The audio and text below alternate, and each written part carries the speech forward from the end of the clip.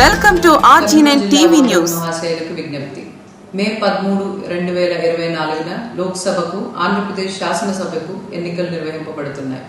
18 సంవత్సరాలు నిండిన పౌరులందరూ రాజ్యాంగం కల్పించిన ఓటు హక్కును వినియోగించుకొని తమ నాయకులను స్వయంగా ఎన్నుకునే అవకాశాన్ని సద్వినియోగం చేసుకోవాలి.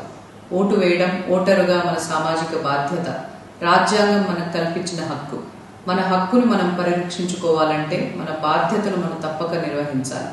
కనుక ప్రతి ఓటరు ఓటు వేయడం నైతిక బాధ్యతగా భావించి మన కోసం, మన భవిష్యత్ తరాల కోసం ఎటువంటి ప్రలోభాలకు లొంగకుండా నిజాయితీగా, నిర్భయంగా, నిష్పక్షపాతంగా మన విలువైన ఓటును వినియోగించుకున్నప్పుడు మన ప్రజాస్వామ్యానికి అర్థం చేకూరుతుంది.